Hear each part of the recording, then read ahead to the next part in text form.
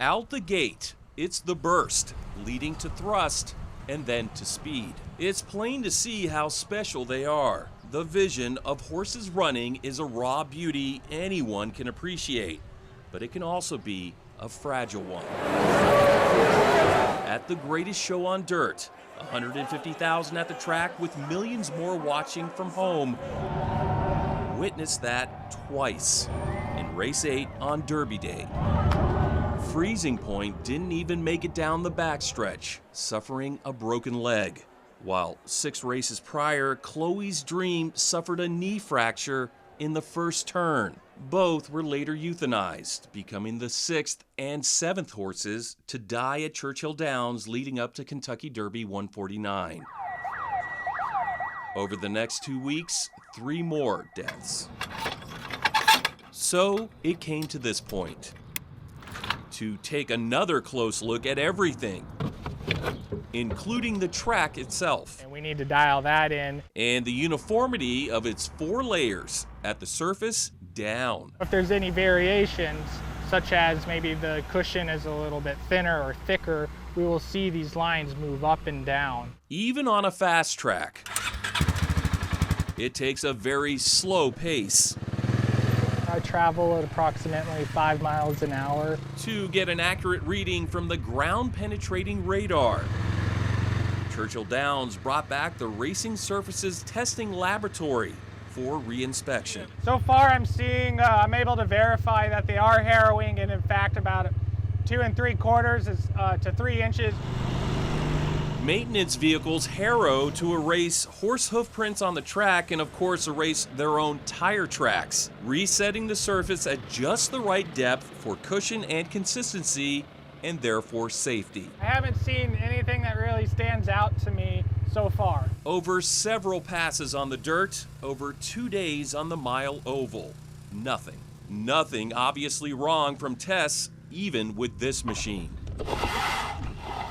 which replicates a galloping thoroughbred's front leg, pounding the dirt at 2,500 pounds of force.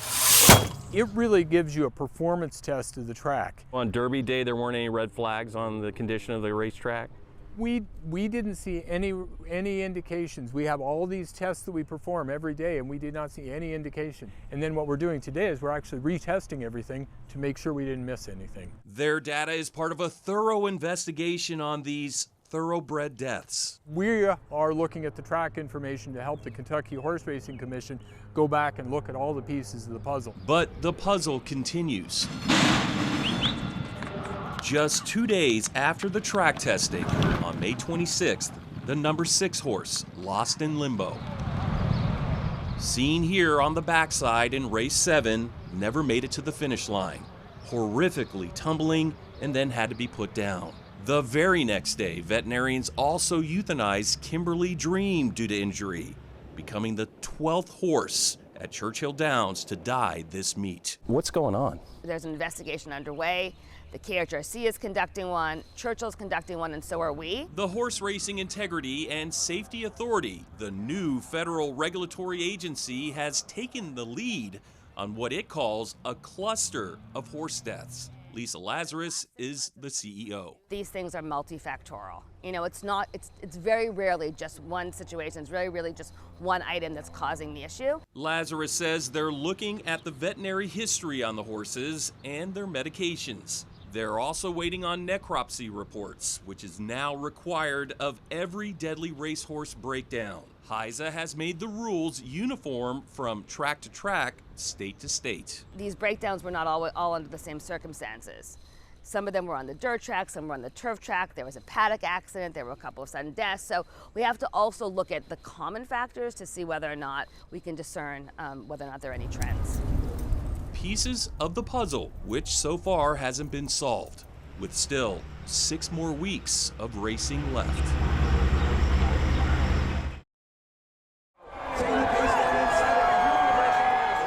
It's the fastest 2 minutes in sports. So the Kentucky Derby and horse racing, in essence, is about time. Jockeying into position for the right timing to make a move to cross the finish line with the fastest time. Tuesday, the time about 9:30 in the morning. Horses headed to the Equine Medical Center at Churchill Downs. 2 of them from the barns at the track. And a short time later, another one. From a farm, arriving by trailer. It was time to see the future of safety in horse racing. It's called a PET machine, which stands for positron emission tomography. The new diagnostic scanner goes deeper with imagery. It allows us to see how the body is responding. The cells are responding to the stresses of, in our case, race training. For the horse, all he or she has to do is stand there. And then they'll close it like this. And can easily step out of it. They go to move and they bump it and it swings open. If they get uncomfortable. So why is this a game changer?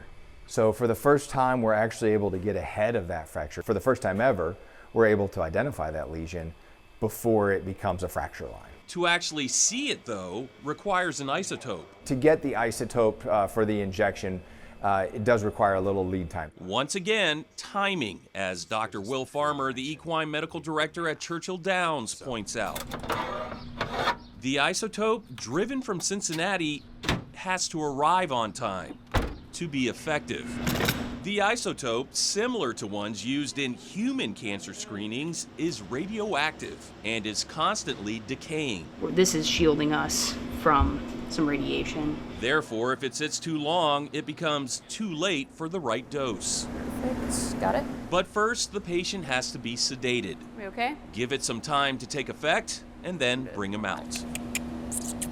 At this time, it's around 11:45. You're okay. Laura Kirkley is the lead tech, while veterinarian Dr. Katie Franklin keeps an eye on the horses. It's gonna move up a little bit. These are some of the first PET scans since the 12 horse deaths at the track led to an emergency summit and the decision to move racing to Ellis Park. Dr. Farmer would have been here as well, but obligations at that track required him to be there instead. We want to take every unfortunate accident and try to use that to learn so that we can help prevent another one in the future. And what we have learned is that approximately 85 to 90% of those horses have some type of pre-existing injury that's there. Now, most of the time this is very, very subtle. Subtle can often be overlooked, but the PET scans highlight the cells, Oh, you're all right. displaying the problem before it becomes a very big problem. None of the 12 horses that died at Churchill would have had the scan because they wouldn't have been racing if they needed one. However, of those 12, 9 were put down due to broken bones and catastrophic leg injuries. Then this is the carpus, and that's about as high as we can go with the machines. In 2019, after 42 deaths at Santa Anita in California, it was time to make changes. The PET machine was something new and was believed to be part of the solution. In the 3 years since, horse fatalities in races there dropped by as much as 80% after tragedies at the track here. This is, I think, a really big game changer to help with that puzzle. There's no time like now for PET scans at Churchill, where horses deserve to keep running and not dying. Good boy. Long before it's their time. And if scans show an issue, trainers can rest the horse while veterinarians come up with the appropriate treatment plan. Dr. Farmer says the PET machine, which arrived in March, is a $750,000 to $1 million investment by Churchill Downs. And for now, it's only the second one dedicated to a track in the country. John Charlton, WHS 11, on your side. Horses barned at Churchill Downs are now racing here at Ellis Park. That means much of the operation has moved from Louisville to Henderson County, with much of the staff making the commute here, including Churchill's equine medical director, who unfortunately has a lot of experience with tragedies at the track. No, just wait. A clear difference from this track to the other. It's a totally different vibe down here. From the old barns on the backside This is more laid back and country. to the less grand of a grandstand. Much more of a small county fair feeling. This track, rural and remote, It's still got the Ellis Park stigma, is clearly different from Churchill Downs, which is a cheaper racetrack. but the horses are the same. It's not ideal, but on the other hand, it beats not running. current races at Ellis Park would have been run at Churchill Downs if it hadn't been for the 12 horse deaths. The puzzle does continue. It's a big head scratcher. The move to move racing, even though training continues at Churchill, and nothing really has been found to be wrong with that track. We have not identified any, significant issues at all with the surface. Nothing obviously wrong, Dr. Will Farmer says, with the necropsies as well. Yeah, as a veterinarian and as a scientist, I want answers. Dr. Farmer is Churchill Downs' equine medical director. It has been a very big challenge for everyone. Who took the job after another very challenging time out west. Did you ever think you were going to see this again? Oh, no. Santa Anita, 2019. 42 horses died at the track. At the time, Dr. Farmer was in the middle of it, working the Southern Circuit. Santa Anita, Los Alamitos, Del Mar. For the California Horse Racing Board. In the moment, we were all very puzzled. But since then, he says, they eventually put the pieces together. Weather, track surface, and training. Training to get up to speed is not as lengthy here as it is out there, where it's usually another furlong longer. 5 furlongs as opposed to 4, Dr. Farmer says. So it's an 1/8 of a mile longer. Track surfaces are also different. Here, they're built and maintained to handle the rain.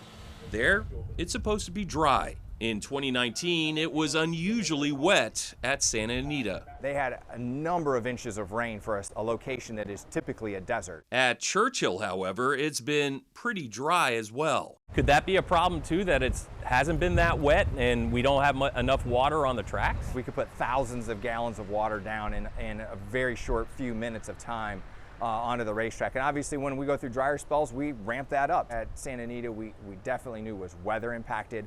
That is more than likely not the case at Churchill Downs. So far, what we don't know from Churchill continues to overshadow what we do know. Complicating the puzzle are the inconsistencies, different circumstances, different surfaces and spots at the track, even different leg injuries. Dr. Farmer says at Santa Anita, the leg injuries were overwhelmingly identical, right down to the same broken bone. When you have a commonality of injury and location, that gives you stuff to work off of. And when you only have 1 or 2 of a specific kind of injury, it's nearly impossible to draw permanent conclusions because you can't have any repeatability. We keep digging. There is an answer. It's just a matter of how deep do we have to go to find it. So Churchill horses keep running, just away and on the road. Sweet Alyssa.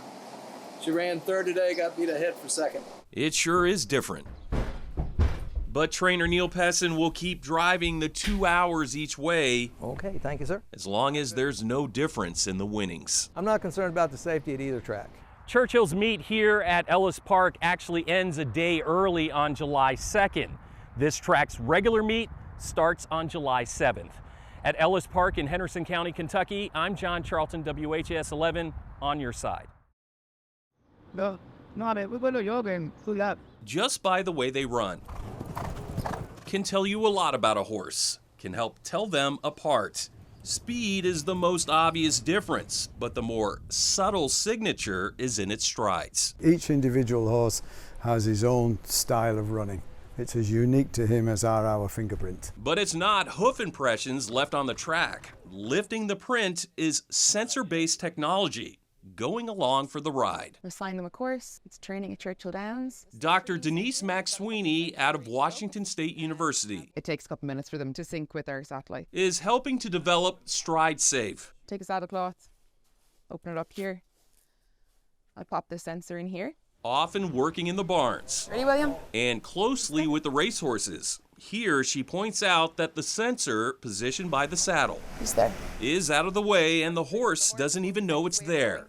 The sensor takes it all in stride, literally, during training, even during an actual race. Thousands of data points stored from each and every stride taken on the track to be transferred over back in the barn. Take our sensor out, like so, and pop it in here to download the data. The information, 2,400 data points every second, is streamlined into separate lines on a graph, representing movement. side to side, up and down and front to back. Data from one horse, for example, from a particular date. That's his first stride, second stride, third stride, fourth stride, and so on. Looked normal, but 6 weeks later, Coming out of the gate, something was wrong. and straight away, the moment he comes out of the gate, you can see he's in trouble.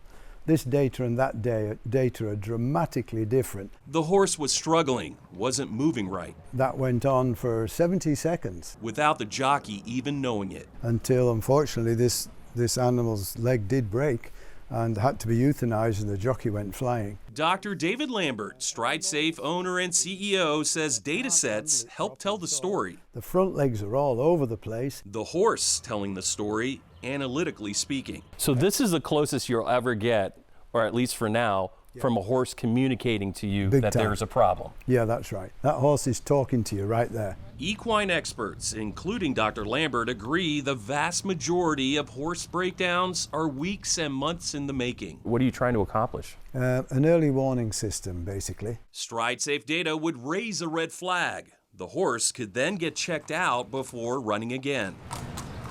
A PET scan can find a leg problem Some of these things are at a cellular level. before it gets worse, with the worst being a catastrophic leg injury, tragically ending the horse's run in life. The two technologies just work hand in glove. They complement one another perfectly. It works, Lambert says, because it worked most recently for trainer Dale Romans. We have one in the barn right now that we discovered a very minor thing that would have been very serious if we'd have kept pushing on. Although his barn is on board, I do think it's a wave of the future. the challenge has been convincing more trainers to get in the saddle as well. There should be one of these on every horse every time it goes fast. According to Lambert, with the right backing, Stride Safe can set the pace to actually transmit data in real time. This one's heading towards something bad, pull them up. I'd love to see it get to that point. And if the data's wrong, let's be wrong with a healthy horse in the barn and not one laying on a racetrack. John Charlton, WHS 11, on your side.